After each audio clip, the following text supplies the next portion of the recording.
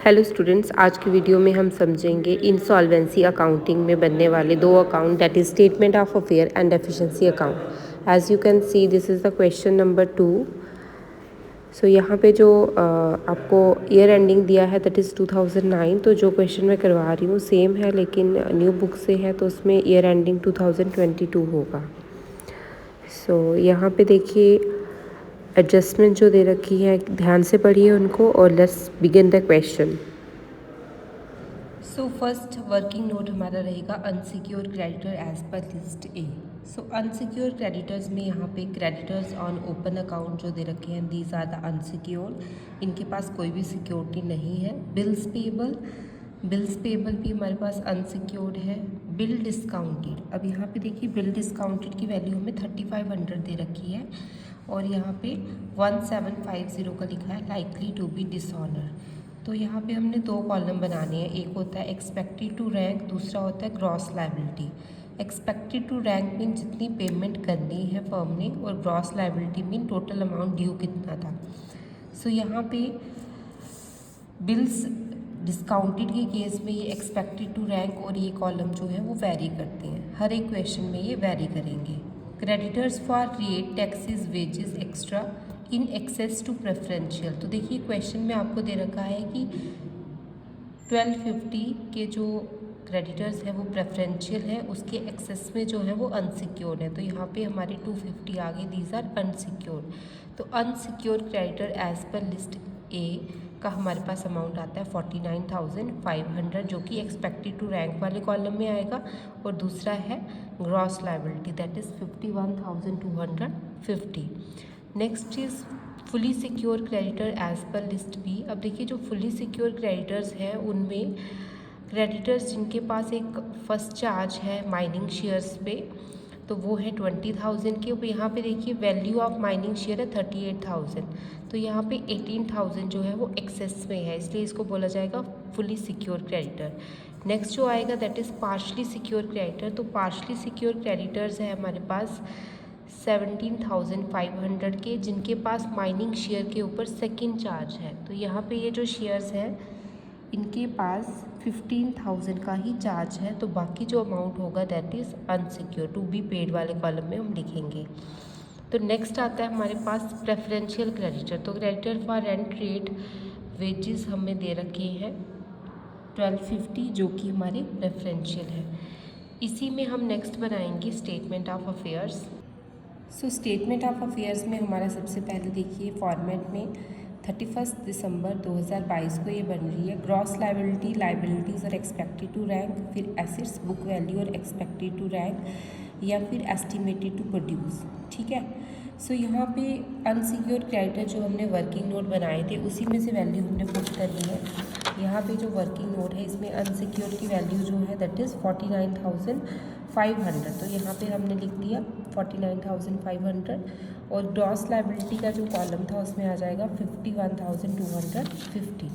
Next is the fully secure creditor. तो fully secured में हमारे पास 20,000 के क्रेडिटर्स हैं, सिक्योरिटी की वैल्यू है 38,000, तो यहाँ पे 18,000 जो है वो हमारे पास आ जाएगा सरप्लस, जिसमें से लिस्ट सी को हमने देना है 15,000। यहाँ पे देखिए लिखा हुआ है ना, पार्शली सिक्योर क्रेडिटर्स के केस में सेकंड चार्ज है इनके पास माइनिंग शेयर का टू द एक्सटेंट ऑफ 15,000, तो यहाँ पे 15,000 चला जाएगा हमारे पास लिस्ट सी को, और बाकी जो आएगा that is the surplus Contra. 18,000 में से जब 15,000 माइनस करेंगे तो बाकी आ जाएगा surplus contra. Contra mean to be added in the opposite side, जैसे यहाँ पे ये जो 3,000 है इस साइड हमने यहाँ पे ऐड करना है। सो नेक्स्ट आता है पार्शली सिक्योर क्रेडिटर। तो पार्शली सिक्योर क्रेडिटर की वैल्यू है 17,500, जिसमें से हम एस्टिमेटेड वैल्यू है सिक्योरिटी की 15,000, तो यहाँ पे टू बी पेड में आ जाएगा 2,500। लास्ट है प्रेफरेंशियल क्रेडिटर, तो ये है हमारे पास 1250, जिसको हम लिखेंगे deducted as per contra. Deducted as per contra का मीनिंग है ये हमने इस साइड जाकर माइनस करना है। ठीक है। सो नेक्स्ट आता है एसेट साइड। तो एसेट में सबसे पहले देखिए cash in hand, stock in trade, furniture और शेयर्स, ये वो एसेट है जिनको एज अ मॉर्गेज उसने नहीं दिया हुआ है, तो इनकी वैल्यू एस्टिमेटेड बुक वैल्यू अलग होती है, और एक्सपेक्टेड टू रैंक, या फिर आप इसको एस्टिमेटेड टू प्रोड्यूस आप इसको लिखते हैं, ठीक है। सो यहाँ पे देखिए वैल्यू हमने लिख दी 19,440 और प्रोड्यूस हो रहा है 15,000। ऐसे ही वेरी कर रहा है, 2,000 का 1,500 मिल रहा है, 12,500 का 7,500 मिल रहा है। नेक्स्ट आता है बुक डेट। अब बुक डेट में देखिए डेटर्स पे आता है। सो यहाँ पे 3 तरह के डेटर्स हैं, गुड, डाउटफुल और बैड। गुड जो है वो 5,000 है, इसका 5 ही मिल गया। डाउटफुल का और बैड का, तो यहाँ पे एस्टिमेटेड टू प्रोड्यूस है हमारे पास 10,000। तो उसने कहा है कि बैड जो है उसमें से कुछ भी नहीं मिल रहा है और डाउटफुल में से 10,000 जो है वो मिल रहा है। तो एस्टिमेटेड टू प्रोड्यूस में 10,000 हमें रिसीव हो रहा है। नेक्स्ट आता है बिल्स ऑफ एक्सचेंज। तो बिल्स ऑफ एक्सचेंज में हमें बिल्स रिसीवेबल दे रखी है, दैट इज़ 5,000 और 3,500 हमें मिलेगा। नेक्स्ट आता है सरप्लस एज पर कॉन्ट्रा। ये हमारे पास पूरे एसेट्स आ गए, लिस्ट ई, लिस्ट एफ, लिस्ट जी। इसके बाद हम लिखेंगे सरप्लस। इस साइड से जो हमारे पास फुली सिक्योर क्रेडिटर्स होते हैं, इनके पास अगर कोई सरप्लस बचता है तो उसको हम ऐड करते हैं यहाँ पे सरप्लस कॉन्ट्रा में। तो सरप्लस कॉन्ट्रा ऐड करने के बाद these are the total asset available. So ये आ जाएंगे टोटल एसेट अवेलेबल, ठीक है। 64,250 ये बुक वैल्यू का टोटल है। ये हमारे लिए कोई भी इसमें इम्पॉर्टेंट नहीं होता है, ये मेन इम्पॉर्टेंट ये वाला होता है, that is 45,560।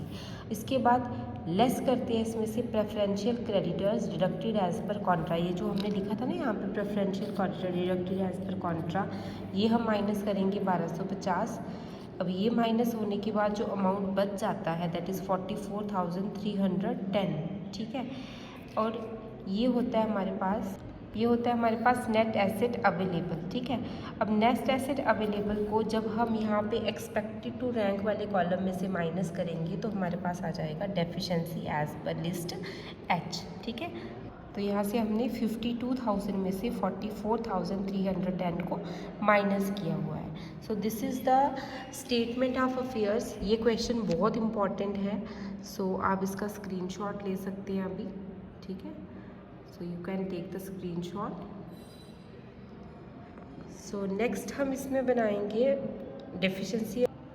Deficiency account as per list H जो हम बनाते हैं। देखिए डेफिशिएंसी अकाउंट में कुछ जो है वो रीजंस होते हैं डेफिशिएंसी के, उनको फाइंड आउट करने के लिए डेफिशिएंसी अकाउंट बनाया जाता है। तो यहाँ पे देखिए डेबिट क्रेडिट साइड हम नहीं लिखते हैं, सो इनको ऐसे आप लिख सकते हो, आइटम रिड्यूसिंग डेफिशिएंसी और आइटम्स रिड्यूसिंग सरप्लस। तो इस तरफ जो भी आइटम्स होंगी वो हमारे सरप्लस को कम करेंगी। So first of all capital हमें दिया है, कैपिटल को हम लिखते हैं excess of assets over liabilities. मैंने लेंथी नहीं लिखा है, शॉर्टकट लिखा है। सो नेक्स्ट आता है नेट प्रॉफिट। जब से बिजनेस कंटिन्यू किया है और जब तक डेफिशिएंसी डिक्लेयर नहीं हो जाता, वो इंसॉल्वेंट डिक्लेयर नहीं हो जाता, तब तक का प्रॉफिट देखते हैं। तो आपकी बुक में क्वेश्चन में प्रॉफिट दिया हुआ है, नेट प्रॉफिट, उनको हमने ऐड किया, 2 टाइम पीरियड का वो दिया था। इनकम फ्रॉम अदर सोर्सेज में इंटरेस्ट ऑन कैपिटल हमें दे रखा था 3 साल का 1,500 पर एनम के हिसाब से, तो ये 4,500 आ गया। अब यहाँ पे इस साइड यही तीनों चीज़ें आएंगी। पहला है कैपिटल 30,000 गिवन है, नेट प्रॉफिट हमने ऐड की 2 टर्म्स को, और interest on capital 1,500 per annum दिया है 3 साल का, ये लिख लिया।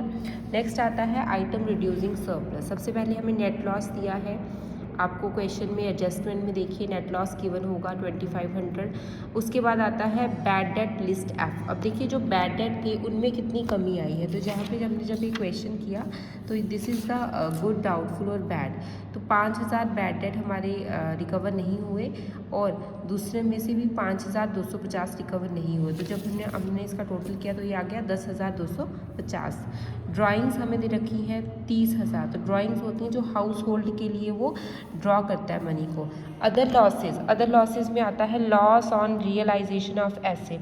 रियलाइजेशन ऑफ एसेट होता है कि एसेट को बुक वैल्यू और एस्टिमेटेड टू प्रोड्यूस को कंपेयर करेंगे तो जितना कम कमी आई है दैट इज़ लॉस। जैसे यहाँ पे देखिए जो हमारे पास कैश इन हैंड है इसमें तो कोई लॉस नहीं हुआ, लेकिन स्टॉक जो है वो 19,440 का था, वो कितने का रह गया है 15,000 का। तो इसमें कितना कमी आई है, यहाँ पे हम लिखेंगे इसमें कमी आई है 4,440 की। उसके बाद जो फर्नीचर है इसमें कमी आई है 500 की, और जो शेयर्स हैं टी लिमिटेड के इसमें कमी आई है 70 इसमें कमी आई है हमारे पास 500 की, 5000 की, ठीक है, 5000।